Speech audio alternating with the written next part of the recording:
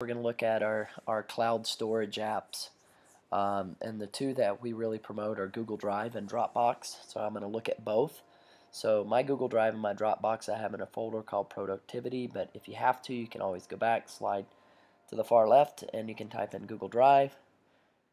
And I'll go ahead and go through Google Drive first. Google Drive and Dropbox are both cloud storage devices. Now Google Drive you already have account information for. So when you get into Google Drive, you're going to see on the left side of the screen, you're going to see a toolbar that you have. Notice you see My Drive, Shared with Me, Starred, Recent, Offline, and Uploads. Now, if this is not what you see initially, then you've probably never logged into Google Drive. And it's going to say Start Here, where you're just going to hit Next, and then log in with your school email, which will be your year of graduation. For example, if you're a senior, that'd be 14. First four letters of your last name and first two of your first name, and then at perm.k12.mn.us. Then you'll put your password, which is your network password, unless you're a sophomore, junior, senior, and you changed your password last year. Otherwise, it'd just be your network password. And you'll log into Google Drive, and you automatically have Google Drive storage space and account. Dropbox, which we'll go over in just a minute, you actually have to create your own account. The school doesn't do that for you. And I do know that Dropbox works a little bit better with Notability and Moodle.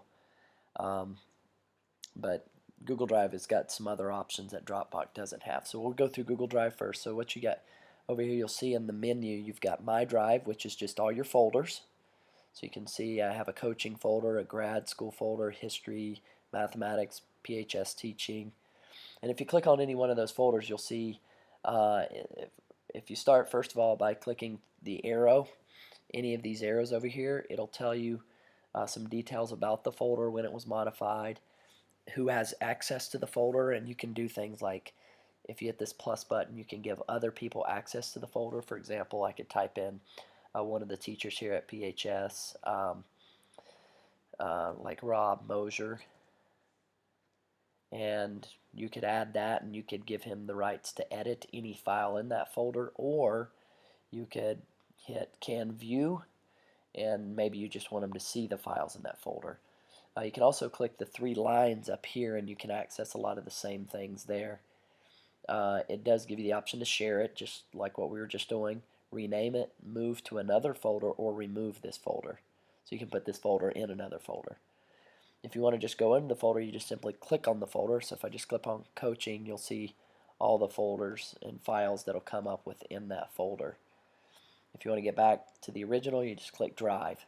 And again, I can click on mathematics, and I can see that I have folders in mathematics and all the files within that. And then if I want to click on a file, you just click on a file. I'll just click on examples of translating exponential functions, and you can see here the file. And then this button up here, the export button, would allow you to open it in, for example, if I wanted to open it in Notability, I could do that. I could click Notability, and I could go off the Notability, open it up, create a new note, and then I'd have my worksheet in Notability. But what I'm going to do is I'm going to go back to Google Drive. So that's how you open in a file within Google Drive. Now if I go back to My Drive, back to where I started, if I go back into one of these folders, let's say I go back into mathematics, and let's say I go into, let's don't hit on the arrow. Let's say I go into conic sections, and I click on a file. Let's say, let's open something here that I know will open pretty slick. Let's go to this quiz.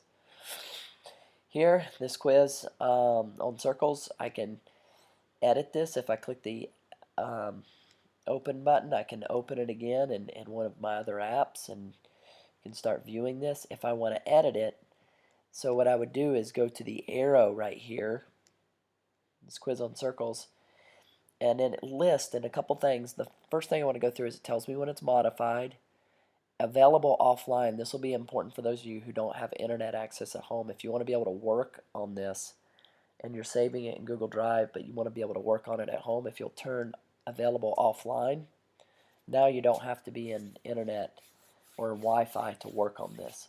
Who has access? I could add somebody to it. So maybe I want to add this other math teacher, Kyle Knutson.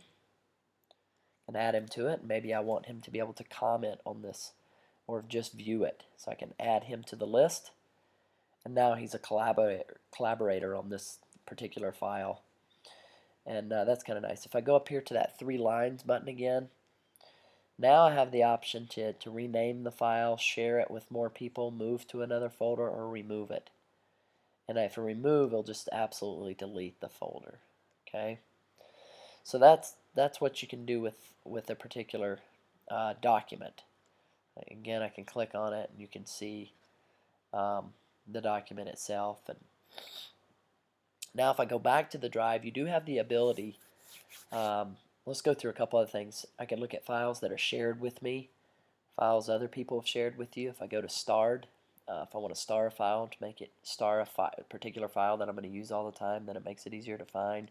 Recent documents, offline documents, I can see the ones that I want to work on at home when I don't have internet access. And then uploads is it's a new feature that I think a lot of you will be excited about this year, because you can actually upload images and videos and store it within Google Drive that you can go back and share on Moodle. And we couldn't do this last year. It's really hard to get the videos that you took on your iPad up to the internet.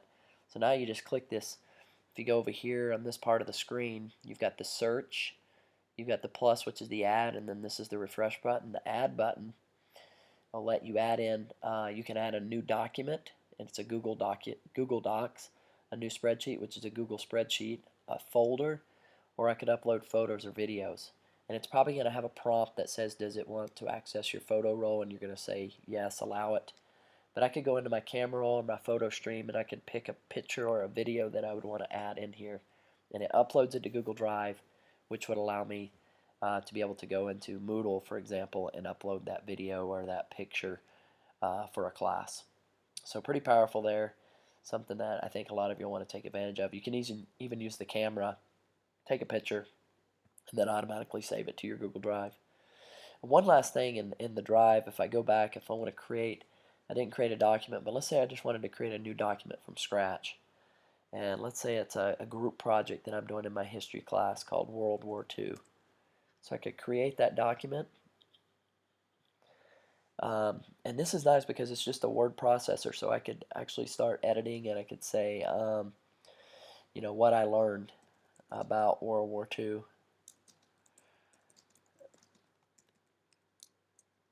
And then I could, you know, do some bullet points for the assignment, and I could type in one thing that I learned, or maybe I could use, you know, a numbered list and so forth. And it's just a simple word processor. You have different fonts, size, text color, background color, and so forth.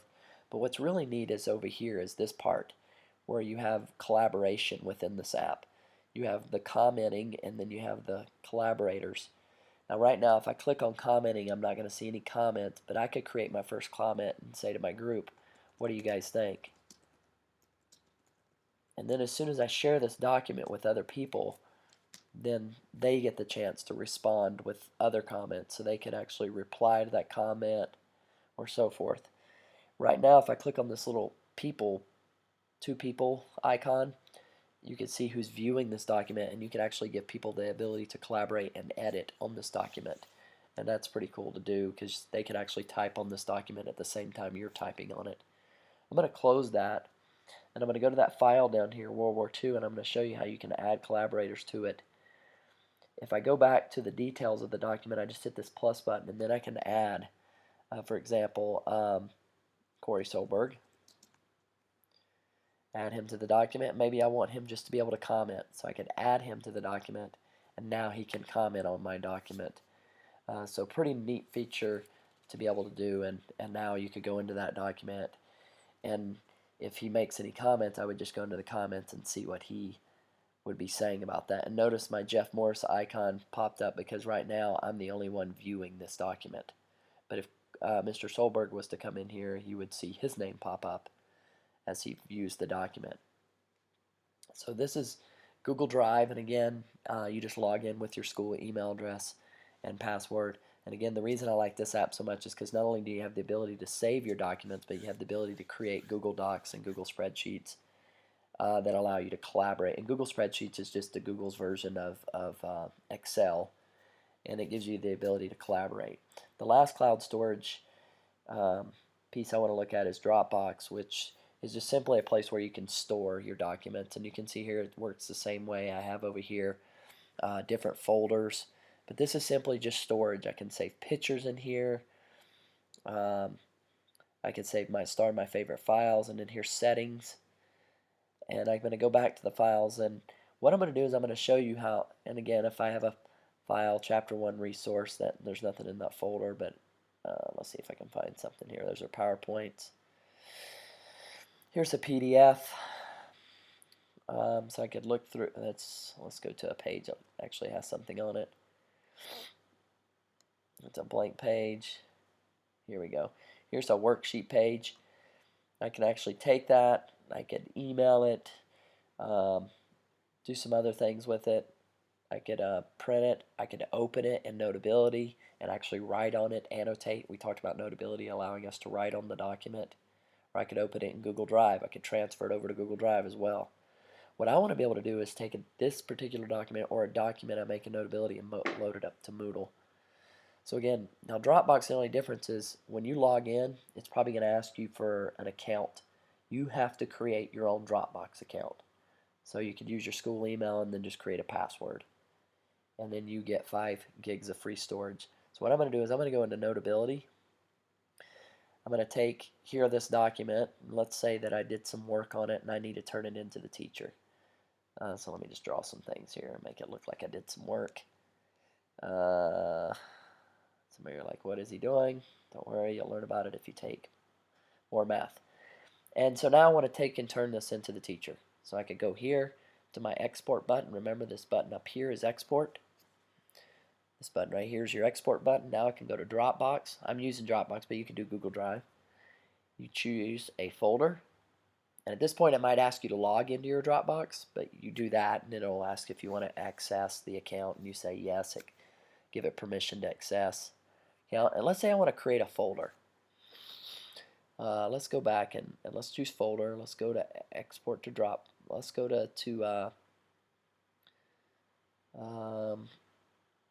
let's see here.